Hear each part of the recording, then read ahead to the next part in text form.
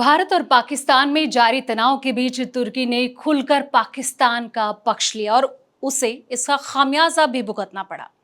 भारतीय सैलानियों ने पहले ही टर्की के लिए अपनी बुकिंग जो है वो कैंसिल करा के जोरदार उसे झटका दिया और अब सरकार भी सबक सिखाने के मूड में नजर आ रहा है। जानते हैं कि सरकार का अगला कदम क्या होगा। नमस्कार, मैं हूं संध्या बिष्ट और आप देख रहे हैं द इकोनॉमिक टाइम्स हिंदी।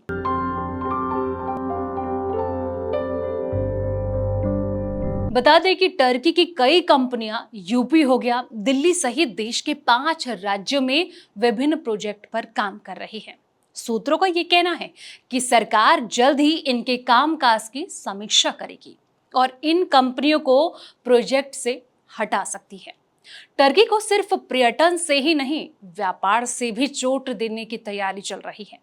खुदरा व्यापारियों के सबसे बड़े संगठन कैट सहित कई उद्योग संगठनों ने टर्की से कारोबार जो है वो बंद करने और साथ ही उसका बहिष्कार करने की मांग उठाई है।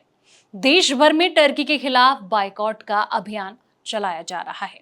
ऐसे नेगेटिव सेंटिमेंट के दौरान मोदी सरकार भारत में टर्की के कारोबारी करार प्रोजेक्ट की समीक्षा करने की भी तैयारी में है। इसको लेकर सरकार सजग है। मामले से जुड़े एक वरिष्ठ अधिकारी का ये कहना है कि ऐसे सभी प्रोजेक्ट जिसमें कि टर्की की कंपनियां शामिल हैं उनकी समीक्षा की जाएगी और ऐसे में कहीं ना कहीं अधिकारियों के अनुसार सरकारी और निजी सेक्टर के किसी भी प्रोजेक्ट में शामिल टर्की कंपनियों का डाटा जो है वो जुटाया जा रहा है। इसके बाद इनके कामकाज की समीक्षा की जाएगी, उस पर निगरानी रखी जाएगी। टर्किश कंपनियां आईटी, मेट्रो रेल और टनल सहित कई तरह के प्रोजेक्ट में काम कर रही है। इनकी ज्यादातर हिस्सेदारी जो है वो 5 राज्यों में, यानी कि जिसमें गुजरात हो गया, महाराष्ट्र हो गया, यूपी, दिल्ली और जम्मू कश्मीर में है। दोनों देशों के बीच वित्त वर्ष 2023-24 में 10.4 अरब डॉलर यानी कि करीब 92,000 करोड़ रुपए का द्विपक्षीय कारोबार रहा है। वाणिज्य मंत्रालय के ट्रस्ट की ओर से जारी एक रिपोर्ट में बताया गया है कि भारत में प्रत्यक्ष विदेशी निवेशक यानी कि एफडीआई के मामले में टर्की 45वें नंबर पर आता है। अप्रैल 2000 से सितंबर 2024 तक टर्की से 24 करोड़ डॉलर का एफडीआई आया है। टर्की ने भारत में निर्माण, विनिर्माण, aviation, metro rail, infra, education और साथ ही मीडिया सेक्टर में भी निवेश किया है।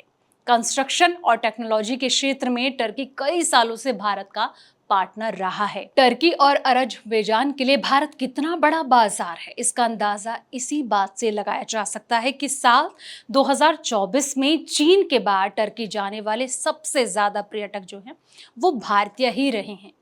बीते साल 2.70 लाख भारतीय पर्यटकों ने टर्की का सफर किया, जबकि अज़रबैजान में ये जो संख्या है वो 2.43 लाख रही।